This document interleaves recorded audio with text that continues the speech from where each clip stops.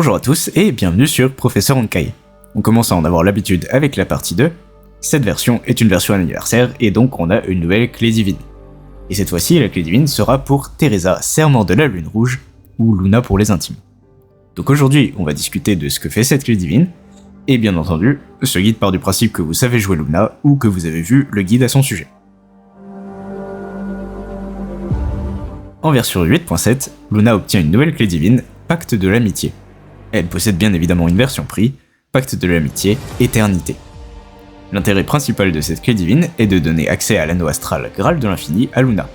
En effet, lorsque vous équipez cette clé divine sur Luna, elle va débloquer de nouvelles compétences, qu'il ne faut d'ailleurs pas oublier d'améliorer.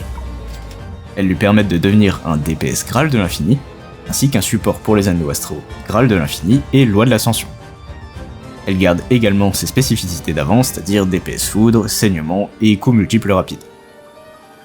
C'est une clé divine, donc n'oubliez pas de l'optimiser pour y accéder dans le menu des clés divines et gagner 10 d'attaque sur toutes vos Valkyries.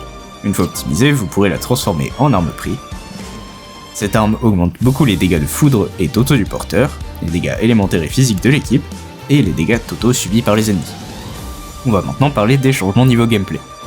Comme Luna obtient l'anneau astral Graal de l'infini, son gameplay est désormais un peu plus centré sur son ultime. Celui-ci est donc changé, on n'a plus du tout l'ultime précédent où il fallait maintenir la touche ultime, mais à la place on a un ultime plus court.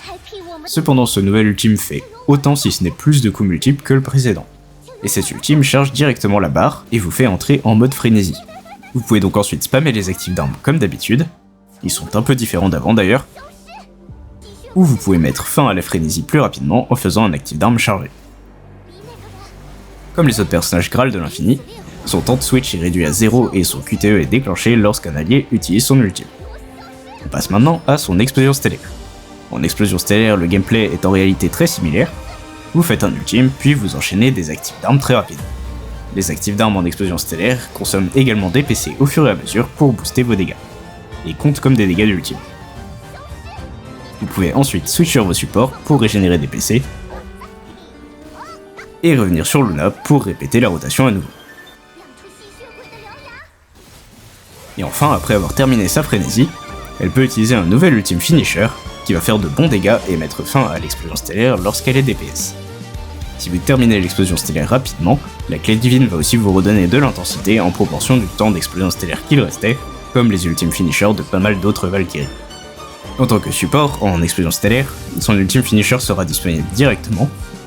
Hors explosion stellaire, il suffit de rentrer sur le terrain avec son QTE et faire son ultime pour déclencher ses effets support, ou bien sûr d'entrer en explosion stellaire. Cela ne donne plus de brèche élémentaire comme avant, par contre à la place ça donne l'équivalent x2 en dégâts de foudre pour l'équipe. Dans les équipes Loi de l'ascension, elle permettra également au leader d'accumuler jusqu'à 10 couches de saignement, donc Sushang pourra enfin accumuler du saignement comme Griseo et Susanna. Aux côtés de sa clé divine, Luna obtient un nouveau set de stigmates, le set Autocrate sans couronne Jules César. Ces stigmates sont pour Luna, donc ils donnent bien évidemment des dégâts de foudre et totaux au porteur, mais comme les autres stigmates partie 2, ils vont également avoir des effets support, qui se déclenchent quand vous utilisez son ultime, son QTE ou entrez en explosion stellaire. Ils augmentent les dégâts physiques, élémentaires et totaux de l'équipe, et font subir plus de dégâts élémentaires, physiques et totaux aux ennemis. Comme pour les autres stigmates de la partie 2, ces stigmates ne sont pas vraiment jouables sur d'autres Valkyries car une bonne partie de leurs effets sont réservés à Luna. Par contre pour Luna en tant que DPS, il n'y a pas une énorme différence entre ces nouveaux stigmates et les anciens, donc si vous manquez un peu de prisme par exemple, ça peut être une option en attendant. Par contre en tant que support j'ai testé et avec les stigmates partie 1 c'était vraiment pas terrible. Je pense que c'est important aussi de parler des affixes, puisque si vous vous souvenez avant, les affixes idéaux sur Luna c'était les dégâts de foudre et pas l'attaque, et bien aujourd'hui c'est un peu plus kiff-kiff, mais les dégâts de foudre sont légèrement meilleurs aussi. Donc si vraiment vous souhaitez optimiser vos dégâts, essayez plutôt de viser des affixes dégâts de foudre, mais en soi c'est pas si grave si vous prenez des affixes attaque, voire même vous pouvez faire un petit mix entre les deux si vous voulez gratter un petit peu de dégâts. Dans ce rôle de DPS, Luna et cette clé divine vont être jouées dans des équipes Graal de l'infini classiques, avec 2 supports Graal de l'infini, dont la liste commence à être plutôt longue. Du côté de la version chinoise, pour l'instant, il n'y a eu que 2 boss où elle apparaissait comme DPS, avec une assez large diversité de supports, mais on remarque quand même que Sushang est pas mal utilisée, sûrement parce qu'elle fait aussi des dégâts de saignement, comme Luna, donc sur ses météos ça colle pas mal. Dans son rôle de support, Luna va rejoindre la liste des supports Graal de l'Infini et celle des supports Loi de l'Ascension. On a notamment eu l'occasion de l'avoir beaucoup utilisée sur la version chinoise en support pour Elia contre le boss Parvati, et je pense qu'elle sera aussi la nouvelle meilleure support pour Sushang. Pour ce qui est des collaborateurs, la meilleure collaborateur sera l'opératrice astrale Chen Shui, qui est dédiée aux équipes Graal de l'Infini. En plus de proposer plus de dégâts, elle donnera plus de PC à l'équipe, permettant une explosion stellaire plus rapide et une meilleure régénération d'intensité. Comme elle fait des dégâts de foudre, Song Shui et Kena Elf sont aussi un peu utilisables, et si vous n'avez rien de tout ça, utilisez Poursuit Rêve, qui est obtenable en triple S simplement en jouant l'histoire. On va étudier une rotation avec Luna DPS, Kiana et Sushang comme support contre le boss Mobius dans sa nouvelle météo Saignement. On va commencer par faire 2 actifs d'armes de Sushang pour déclencher ses stigmates. On passe sur Kiana, on fait une attaque combo et son ultime pour déclencher ses stigmates support aussi. Puis on passe sur Luna. On fait directement un ultime et on spam les actifs d'armes jusqu'à la fin de la frénésie.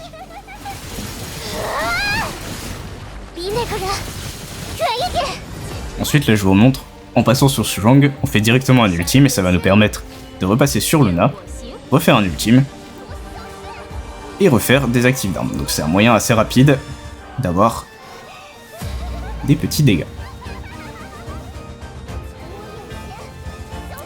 Ensuite on passe en explosion stellaire, on fait encore un ultime et on va spammer des actifs d'armes.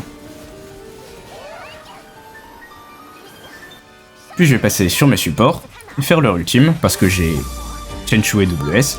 Si vous n'avez pas Chen Shui WS, vous devrez sûrement faire les actifs d'armes de vos supports aussi en plus de l'ultime pour régénérer des PC. Et après je repasse sur Luna, je refais son ultime, des actifs d'armes, jusqu'à la fin de la frénésie, et après on va faire son nouvel ultime finisher. Voilà, c'est aussi simple que ça. Pour ce qui est des boss gérés en tant que DPS, eh bien on reste sur les mêmes boss que la dernière fois, mais avec son nouveau boss en plus, le boss Mobius en météo Saignement. On va aussi dire qu'elle est jouable sur certaines météos stellaires, et sur les météos Graal de l'Infini également, même si ce n'est pas forcément la plus forte pour les boss qu'il y a. Alors, faut-il pull pour le nouvel équipement de Luna? Cet équipement est disponible dans une bannière d'équipement type partie 2, qui vous garantit d'obtenir l'arme en 60 tirages, avec de fortes chances d'obtenir tous les stigmates entre temps. Et si vous ne l'obtenez pas, vous pouvez toujours crafter les stigmates manquants. Je dirais que ce nouvel équipement est probablement ce qu'il y a de moins important cette version par rapport à la nouvelle Mei. Pour l'instant, on n'a vu qu'une seule de ces météos DPS sur la version chinoise, même si il y aura sûrement au moins une autre avec Mobius Saignement. En tant que support, elle est utile dans 2 cas spécifiques, mais elle rend pas les autres supports inutilisables pour autant. Donc comme d'habitude, c'est principalement si vous tenez à faire le meilleur score possible ou si vous aimez beaucoup le perso. Et pour ces météos DPS, si vous avez Teridodo de la partie 2, vous pouvez même imaginer jouer l'ancien stuff de Luna, même si c'est un petit peu plus copium aujourd'hui. Et si vous aviez commencé le jeu récemment et obtenu Luna gratuitement en 8.6, ça peut vous faire un support pas cher pour Mei, ou autre perso Graal de l'Infini, ou Loi de l'Ascension. Aussi, Oyo a de nouveau fait des folies en ce qui concerne les rangs de synergie de l'arme. En fonction des rangs de synergie, les dégâts totaux du porteur augmentent de 10, 20 ou 30%, et les dégâts subis par les ennemis de la part de toute la team augmentent de 6,5, 13 et 19,5%, donc de plutôt gros bonus. Et l'intensité restaurée à la suite d'une explosion stellaire varie aussi quasiment du simple au double. Si vous connaissez un petit peu les rangs de synergie des autres armes de la partie 2, souvent les améliorations ce n'est que de 2% par rang. Et en plus, comme c'est une clé divine, chaque rang de synergie vous donne également 5 attaques de plus à toutes vos Valkyries. Donc si vous êtes un joueur de haut niveau, ou si vous êtes riche et aimez vraiment le perso, ça fera une différence notable. Le nouvel équipement de Luna permet de la remettre un peu au goût du jour, même si elle avait déjà reçu une mise à jour relativement récente avec Teridodo.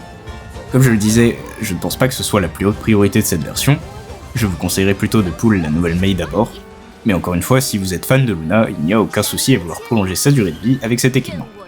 Et si vous avez eu Luna gratuitement et cherchez un support pas cher, ça peut aussi être une option. Voilà, c'est tout ce que j'avais à dire sur la nouvelle clé divine et le nouveau stuff de Luna. Comme d'habitude, si vous avez des questions, n'hésitez pas à les poser en commentaire ou à rejoindre le Discord qui est en description. À laisser un like si vous avez aimé, à vous abonner si vous voulez pas rater les futurs guides, et sur ce, moi je vous dis à une prochaine sur Professeur Honkai.